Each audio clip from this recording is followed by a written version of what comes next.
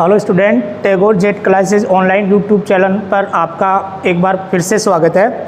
आज हम आपको कल्टीवेशन ऑफ फ्लावर में सेकंड जो पुष्पीय पादप है गेंदा, उसके बारे में थोड़ा विस्तृत जानकारी दे रहे हैं। इसमें सबसे पहले बात करते हैं गेंदा। गेंदा को इंग्लिश में मैरीगोल्ड के नाम से संबोधित किया जाता है और इसका बॉटनिक नेम जो वानस्पतिक नाम है टैजेटिस स्पीसीज कहलाता है।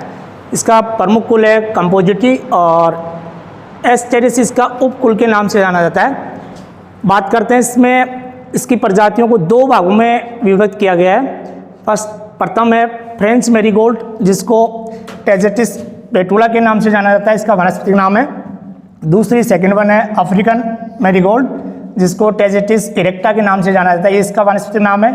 तो यहाँ आपको मैरीगोल्ड या French marigold plus African marigold, इनमें से आपको वानस्पतिक नाम भी कई बार पूछा जाता है, तो इसको भी आपको थोड़ा ध्यान रखना कि फ्रेंच मैरीगोल्ड का वानस्पतिक नाम क्या होगा और अफ्रीकन मैरीगोल्ड का वानस्पतिक रूप क्या होगा। इसके बाद बात करते हैं फ्रेंच मैरीगोल्ड यानी कि गेंदा की उत्पत्ति स्थल वो है मैक्सिको, और दूसरे शब्दों में कहें तो मैक्सिको मध्य अमेरिका में स्थित है। तो ये भी कई बार मैक्सिको पूछ लेते हैं, कई बार अमेरिका जो है कंट्री उसके हिसाब से भी इसका वानस्पतिक नाम आपको क्लियर करना है। बात करते हैं गेंदा। गेंदा एक महत्वपूर्ण एक वर्षीय व्यापक मौसमीय पुष्पीय पौधा है, जो एक वर्षीय पुष्पीय पौधा भी कह सकते हैं आप, एक एनुअल भी कह सकते हैं इसको। इसके बाद गुलाब के बाद गेंदा सर्वाधिक उपयोग किया जाने वाला पुष्पीय पौधा है। सबसे ज़्यादा गुलाब का, दूसरा नंबर आता है गेंदा। क्वेश्चन ये भी आ सकता है कि गुलाब के बाद किस पुष्पीय पौधे का सबसे अधिक उपयोग किया जाता है, वो है गेंदा। इसी के संदर्भ में बात करें तो गेंदा सामान्यतः इसका उपयोग करते हैं एक तो माला बनाने में, वेणी, सजावट, गृहवाटिका जिसमें आप कह सकते हैं आदि में, अलंकृत बागवानी में वहाँ भी इसका उपयोग करते हैं। इसी संदर्भ में कह रहे हैं तो बोनी किस्मों का जो गेंदा है उसका उपयोग सबसे ज़्यादा किचन गार्डन जो गृहवाटिका होता है, अलंकृत बागवानी यानी शोभा उद्यान, रोकरी और लटकन टोकरियाँ, ये सजावट के रूप में इन पौधों को आप लटका के भी आप अपने हाउस में या बालकोनी में लटका के भी लगा सकते हैं। तो सबसे ज़्यादा यहाँ बोनी किस्मों की जो प्रजातियाँ हैं गेंदे की उसका प्रयोग करते हैं इनमें। तो कई बार क्वेश्चन पूछा था कि लटकन टोकरी के लिए किस पुष्पीय पौधे या किस बोनी किस्मों का प्रयोग किया जाता है, वो आएगा इसमें गेंदा। इसी के बाद बात करते हैं सोलेनेसी कुल। सोलेनेसी कुल ऐसा कुल है जो सब्जियों का पूरे वर्ष भर सब्जियां उत्पादित करता है। इसमें एक भूमि सूत्रकृमि जिसको आप नेमाटोड्स रोग के नाम से भी जानते हैं, भूमि सूत्रकृमि की रोकथाम के लिए गेंदा की एक मिश्रित खेती के रूप में खेती करने से सोलेनेसी कुल में जितने भी नेमाटोड गांठ कर्मी रोग होते हैं वो सब नियंत्रित कर लेते हैं। इससे आपको ये याद रखना कि किस कुल की सब्जियों में भूमि सूत्रकृमि की रोकथाम के लिए पुष्पीय पौधा या गुलाब की खेती का प्रयोग करते हैं, वो है गेंदा। इसके बाद गेंदा एक ऐसा पुष्पीय पौधा है जो सभी प्रकार की जलवायु में आसानी से उगाया जा सकता है, और बाकी सभी पुष्पीय पौधों को अलग अलग जलवायु की हो सकता है, लेकिन गेंदा पूरे साल उगाया जाने वाला पुष्पीय पौधा भी कह सकते हैं आप। वैसे गेंदा की खेती के लिए सामान्यतः शीत ऋतु सबसे ज़्यादा उपयोगी मानी जाती है, क्योंकि अधिक उत्पादन के लिए शीत ऋतु इसके लिए इसके फेवरेबल में आती है। तो अच्छी कंडीशन के हिसाब से शीत ऋतु इसके लिए उपयुक्त होती है। शीत ऋतु सबसे ज़्यादा प्रीफर करेगी फ्रेंच मैरीगोल्ड के लिए, और उष्ण या गर्म वाली है वो अफ्रीकन मैरीगोल्ड के लिए। ये भी आपको थोड़ा सा ध्यान रखना कि फ्रेंच मैरीगोल्ड की अगर पूछा जाए तो वो शीत ऋतु यहाँ आपको याद रखना है, और अफ्रीकन मैरीगोल्ड के लिए पूछा जाए तो आपको यहाँ गर्म या उष्ण जलवायु सबसे उत्तम मानी जाती है। उसके बाद बात करते हैं गेंदा।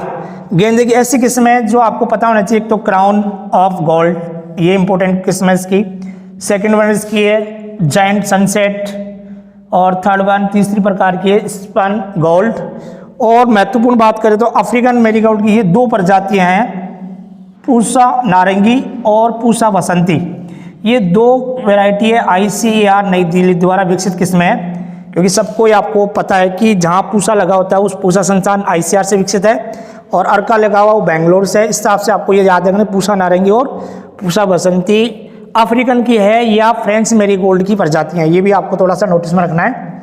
इसके बाद बात करते हैं अफ्रीकन मैरीगोल्ड की। तो अफ्रीकन मैरीगोल्ड की जो पुष्प का आकार है वो सबसे बड़ा होता है। उस आकार के हिसाब से अगर क्वेश्चन बनता है तो किस अफ्रीका या किस गेंदे की प्रजाति अधिक बड़े पुष्प वाली होती है, वो है अफ्रीकन, या कह सकते हैं बड़े आकार वाली पुष्प प्रजाति है।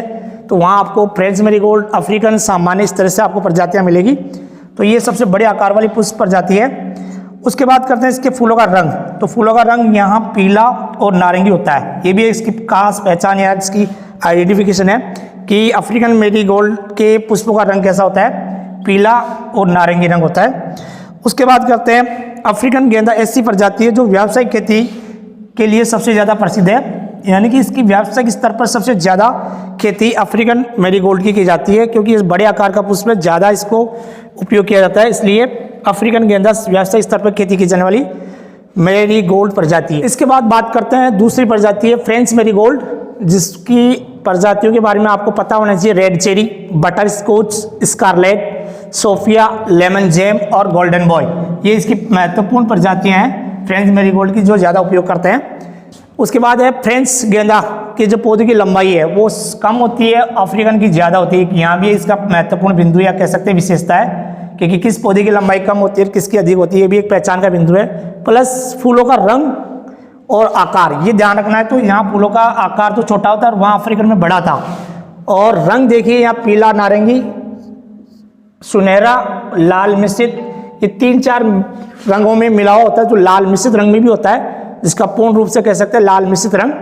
उसके बाद गेंदे का जो प्रसारण होता है, क्योंकि हर फसल में या कह सकते हैं फल वृक्ष में या पुष्प पौधे में एक पौधे से नया पौधा उत्पन्न होता है, उसको प्रसारण या प्रवर्धन कहते हैं। तो उसकी प्रमुख विधि क्या है, तो पुष्पीय पौधा है गेंदा, इसमें ओनली बीजों द्वारा ही प्रसारण किया जाता है। ये एक महत्वपूर्ण क्वेश्चन है कि गेंदा का प्रसारण किस विधि से किया जाता है। सामान्यतः बीजों द्वारा होता है, क्योंकि इसमें कास्ट का अनुभव या अनुपस्थिति होने के कारण इसमें बीज का ही महत्वपूर्ण भाग है जो प्रसारण के लिए उपयोगी है। इसी के बाद बात करते हैं कि प्रसारण के बाद अगर बीज दर इसकी कितनी रखते हैं, तो गेंदा की बीज दर 2 से 2.5 किलोग्राम प्रति हेक्टेयर आवश्यक होती है। 1 हेक्टेयर में रोपाई के लिए अगर आपको नर्सरी तैयार करना है तो वो अलग है, और अगर सीधी बुआई करना है, बीज को छिड़क कर बुआई करना है, तो वो 2 से 2.5 किलोग्राम बीज दर, इसकी भी एक महत्वपूर्ण क्वेश्चन बनता है। उसके बाद अगर बात करें, अगर 1 हेक्टेयर के लिए पूछा जाए आपसे, 1 हेक्टेयर क्षेत्रफल में गेंदे की रोपाई के लिए नर्सरी पौध तैयार करने के लिए कितने बीज की आवश्यकता है, तो यहाँ आएगा 0.25 किलोग्राम।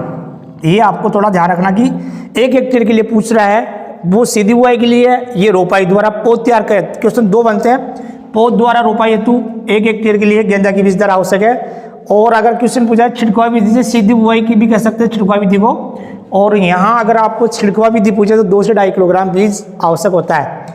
उसके बाद बात करते हैं गेंदा की जो पौध होती है रोपाई के लिए, वो 3 से 4 सप्ताह में रोपाई के लिए योग्य हो जाती है, ये ऊपर रोपण योग्य बन जाती है, और उस अवस्था में इस पौध को आप लगा सकते हैं।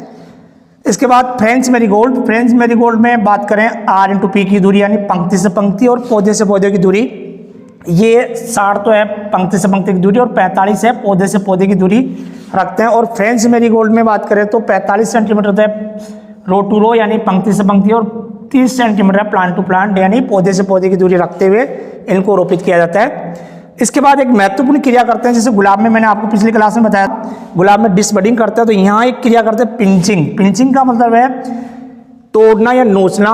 इसका अभिप्राय है कि सीड्स जो शाखा जा रही है पौधे की, उस शाखा को ऊपर वाला भाग को क्या करना, नोचना या तोड़ना। इससे क्या होगा कि इसमें नीचे वाली मेन मुख्य तने से अदर शाखाएं, काफी शाखाएं बनेगी, ब्रांचेज, उन जितनी ब्रांचेज बनेगी उतनी शाखाओं में पुष्पन की संख्या भी बढ़ेगी।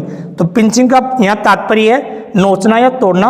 ये क्रिया गेंदा में अपनाई जाती है महत्वपूर्ण रूप से, और ये क्रिया गेंदा में पौध रोपाई के 40 दिन बाद, आपको ये भी याद रखना कि गेंदा में पिंचिंग क्रिया पौध रोपाई कितने दिन बाद अपनाते हैं, 40 दिन बाद पौधा उस अवस्था में पहुंच जाता है, उसमें पिंचिंग क्रिया या नोचना या तोड़ना ये क्रिया आप अपना सकते हैं। इससे पहले ये संभव नहीं है। उसके बाद बात करते हैं गेंदा में जो पुष्पन उत्पादित होता है वो 2 से 3 माह तक होता है, उसके बाद पुष्पन देना बंद कर देता है गेंदे का पुष्प या पौधा। 2 से 3 महीने तक लगातार इसमें पुष्पन होता रहता है, और 3 माह बाद में पुष्प उत्पादित होना बंद हो जाता है। बात करते हैं अगर अधिक पुष्पन उत्पादन के लिए अगर इसमें बात करें तो गेंदा में अधिक पुष्प या पैदावार के लिए 200 से 300 ppm जिब्रेलिक एसिड का छिड़काव करते हैं। वो भी कब करना चाहिए, पुष्पन से पूर्व, ये भी आपको याद रखना है। रोपाई के समय करना चाहिए, बढ़वार के समय करना चाहिए, पुष्पन के समय करना चाहिए। तो इसी क्वेश्चन में क्वेश्चन बनता है कि कब करना चाहिए, पुष्पन से पहले। अगर आप 200 से 300 ppm जिब्रेलिक एसिड का छिड़काव करते हैं तो आपको अधिक मात्रा में पुष्प पैदावार मिलती है। बात करते हैं अफ्रीकन गेंदा, इसकी उपज प्रति हेक्टेयर कितनी होती है, 180 से 200 क्विंटल ये पुष्प उत्पादित करता है प्रति हेक्टेयर। ये अफ्रीकन गेंदे की उपज के रूप में माना जाता है।